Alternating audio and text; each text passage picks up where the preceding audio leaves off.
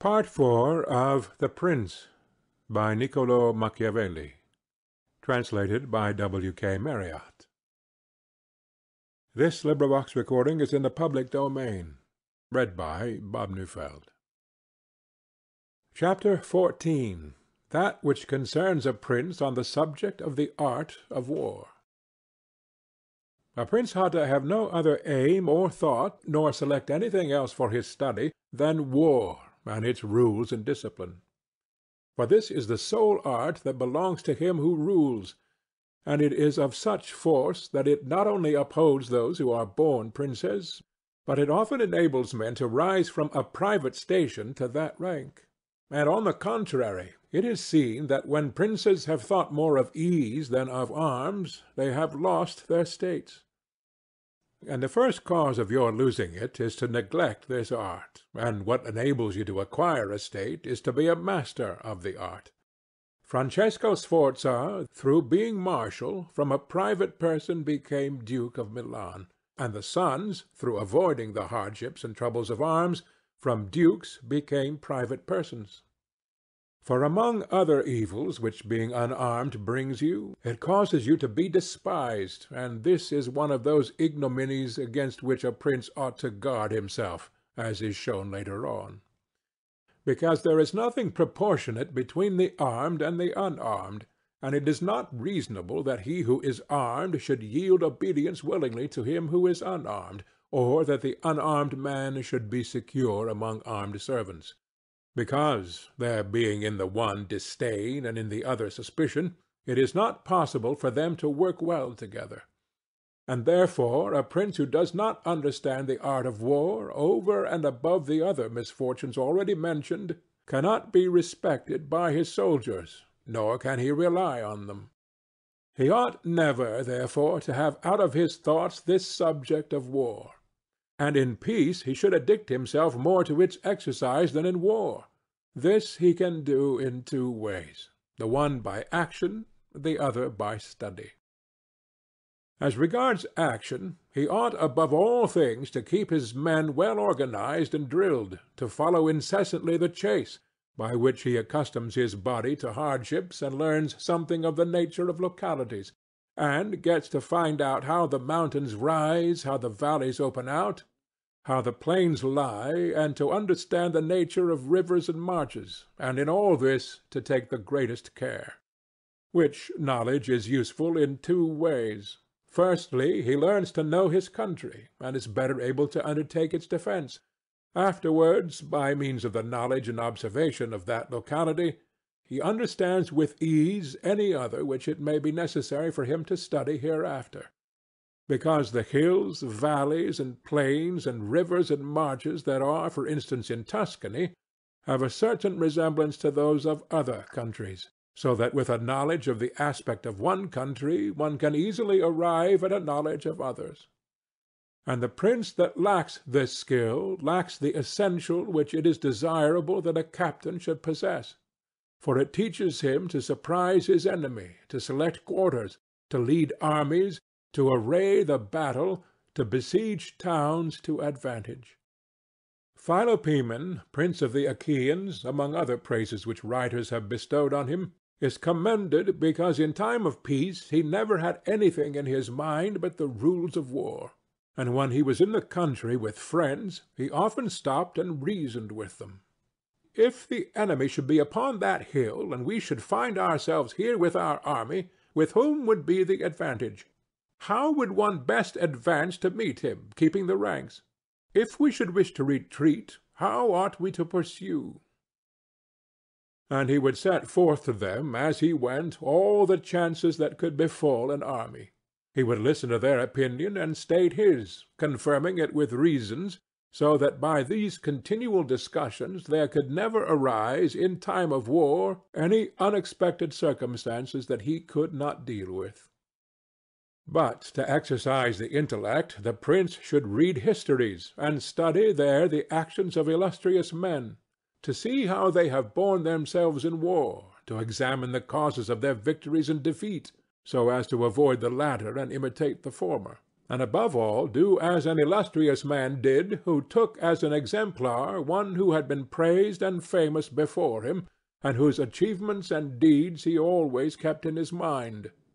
As it is said, Alexander the Great imitated Achilles, Caesar Alexander, Scipio Cyrus, and whoever reads the life of Cyrus, written by Xenophon, will recognize afterwards in the life of Scipio how that imitation was his glory, and how in chastity, affability, humanity, and liberality Scipio conformed to those things which have been written of Cyrus by Xenophon.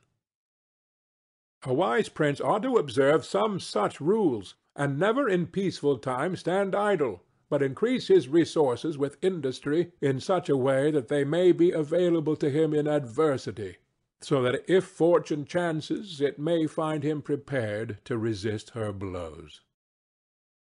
Chapter 15. Concerning things for which men, and especially princes, are praised or blamed. It remains now to see what ought to be the rules of conduct for a prince towards subject and friends.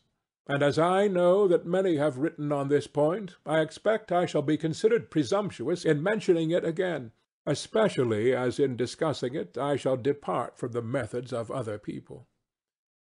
But it being my intention to write a thing which shall be useful to him who apprehends it, it appears to me more appropriate to follow up the real truth of the matter than the imagination of it.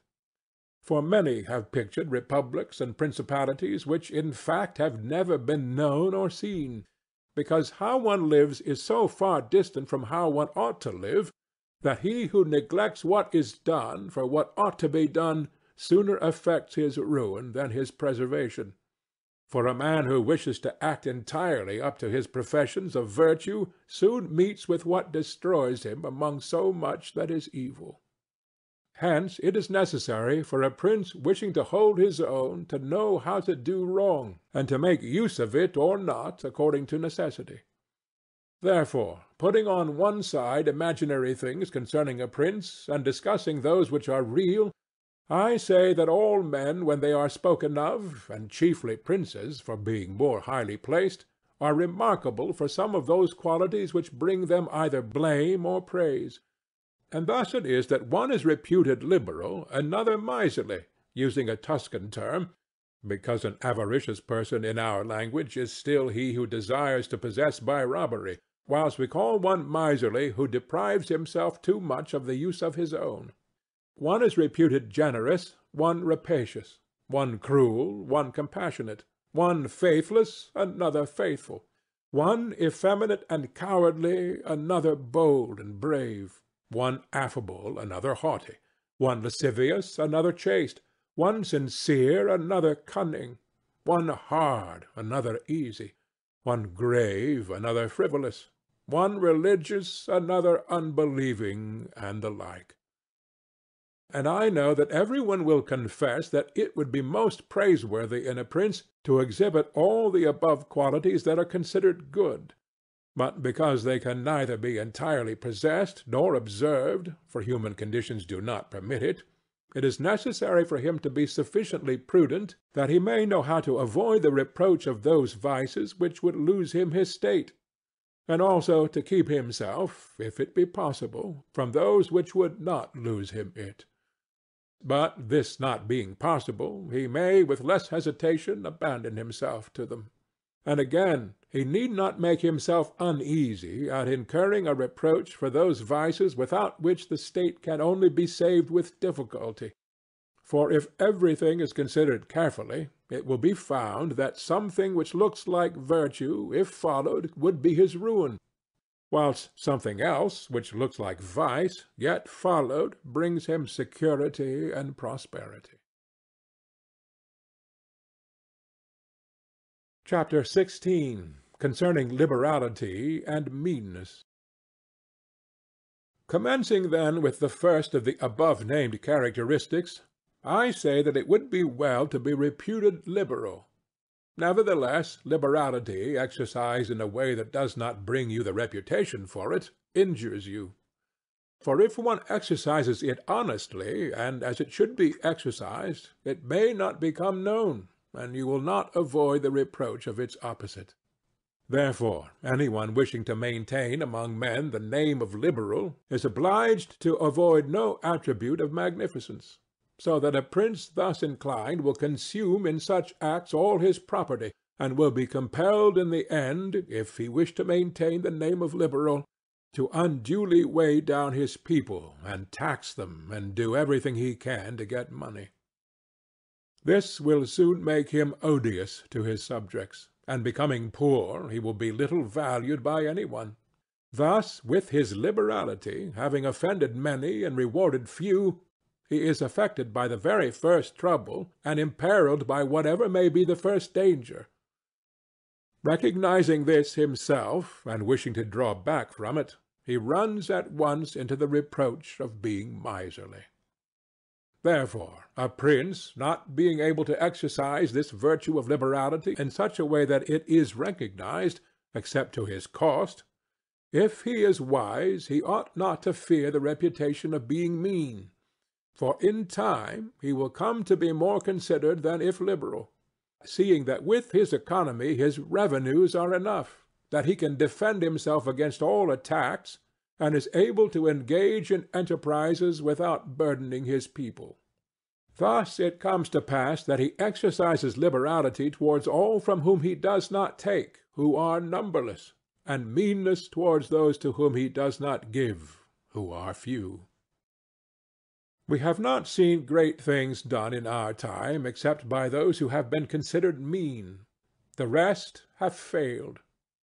Pope Julius II was assisted in reaching the papacy by the reputation for liberality, yet he did not strive afterwards to keep it up, when he made war on the King of France.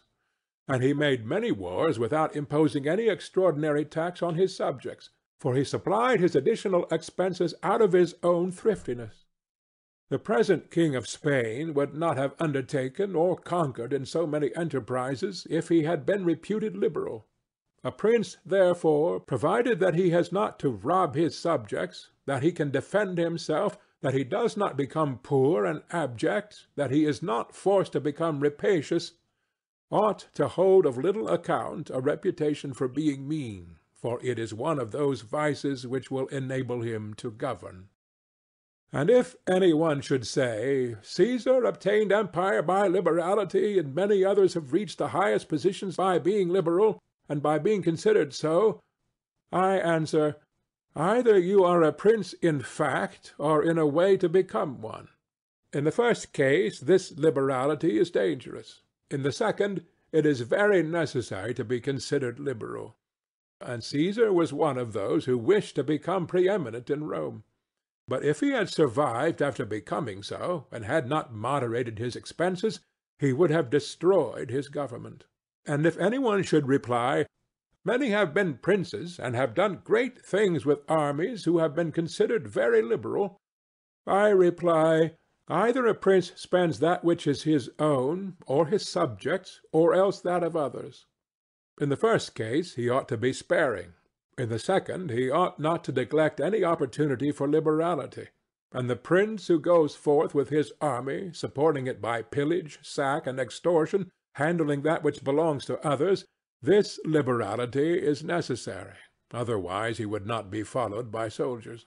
And of that which is neither yours nor your subjects you can be a ready giver, as were Cyrus, Caesar, and Alexander. Because it does not take away your reputation if you squander that of others, but adds to it. It is only squandering your own that injures you. And there is nothing wastes so rapidly as liberality, for even whilst you exercise it you lose the power to do so, and so become either poor or despised, or else, in avoiding poverty, rapacious and hated. And a prince should guard himself above all things against being despised and hated, and liberality leads you to both. Therefore it is wiser to have a reputation for meanness which brings reproach without hatred, than to be compelled through seeking a reputation for liberality to incur a name for rapacity which begets reproach with hatred. Chapter 17. Concerning cruelty and clemency, and whether it is better to be loved than feared. Coming now to the other qualities mentioned above, I say that every prince ought to desire to be considered clement and not cruel. Nevertheless, he ought to take care not to misuse this clemency. Cesare Borgia was considered cruel. Notwithstanding, his cruelty reconciled the Romagna, unified it, and restored it to peace and loyalty. And if this be rightly considered, he will be seen to have been much more merciful than the Florentine people, who, to avoid a reputation for cruelty, permitted Pistoia to be destroyed. Therefore a prince, so long as he keeps his subjects united and loyal, ought not to mind the reproach of cruelty, because with a few examples he will be more merciful than those who, through too much mercy, allow disorders to arise, from which follow murders or robberies. For these are wont to injure the whole people, whilst those executions which originate with a prince offend the individual only. And of all princes, it is impossible for the new prince to avoid the imputation of cruelty, owing to new states being full of dangers. Hence Virgil, through the mouth of Dido, excuses the inhumanity of her reign owing to its being new, saying, "Nevertheless he ought to be slow to believe and to act, nor should he himself show fear, but proceed in a temperate manner with prudence and humanity, so that too much confidence may not make him incautious, and too much distrust render him intolerable." Upon this a question arises, whether it be better to be loved than feared, or feared than loved. It may be answered that one should wish to be both, but because it is difficult to unite them in one person, it is much safer to be feared than loved, when, of the two, either must be dispensed with. Because this is to be asserted in general of men, that they are ungrateful, fickle, false, cowardly, covetous, and as long as you succeed they are yours entirely. They will offer you their blood, property, life, and children, as is said above, when the need is far distant, but when it approaches they turn against you. And that prince who, relying entirely on their promises, has neglected other precautions, is ruined, because friendships that are obtained by payments, and not by greatness or nobility of mind, may indeed be earned, but they are not secured, and in time of need cannot be relied upon. And men have less scruple in offending one who is beloved than one who is feared. For love is preserved by the link of obligation which, owing to the baseness of men, is broken at every opportunity for their advantage. But fear preserves you by a dread of punishment which never fails. Nevertheless, a prince ought to inspire fear in such a way that if he does not win love, he avoids hatred, because he can endure very well being feared whilst he is not hated, which will always be as long as he abstains from the property of his citizens and subjects, and from their women. But when it is necessary for him to proceed against the life of some one, he must do it on proper justification and for manifest cause, but above all things he must keep his hands off the property of others, because men more quickly forget the death of their father than the loss of their patrimony. Besides, pretexts for taking away the property are never wanting. For he who has once begun to live by robbery will always find pretexts for seizing what belongs to others. But reasons for taking life, on the contrary, are more difficult to find and sooner lapse. But when a prince is with his army and has under control a multitude of soldiers, then it is quite necessary for him to disregard the reputation for cruelty, for without it he would never hold his army united or disposed to its duties. Among the wonderful deeds of Hannibal this one is enumerated, that having led an enormous army, composed of many various races of men, to fight in foreign lands, no dissensions arose either among them or against the prince, whether in his bad or in his good fortune. This arose from nothing else than his inhuman cruelty, which, with his boundless valor, made him revered and terrible in the sight of his soldiers, But without that cruelty, his other virtues were not sufficient to produce this effect. And short-sighted writers admire his deeds from one point of view, and from another condemn the principal cause of them. That it is true his other virtues would not have been sufficient for him may be proved by the case of Scipio, that most excellent man, not only of his own times, but within the memory of man, against whom, nevertheless, his army rebelled in Spain. This arose from nothing but his too great forbearance, which gave his soldiers more license than is consistent with military discipline. For this he was upbraided in the Senate by Fabius Maximus, and called the corrupter of the Roman soldiery.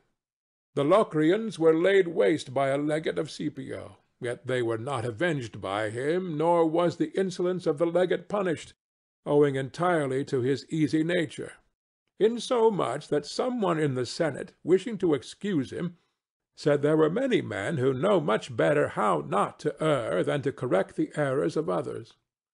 This disposition, if he had been continued in the command, would have destroyed in time the fame and glory of Scipio. But, he being under the control of the Senate, this injurious characteristic not only concealed itself, but contributed to his glory. Returning to the question of being feared or loved, I come to the conclusion that, men loving according to their own will and fearing according to that of the prince, a wise prince should establish himself on that which is in his own control, and not in that of others. He must endeavor only to avoid hatred, as is noted. End of Part 4.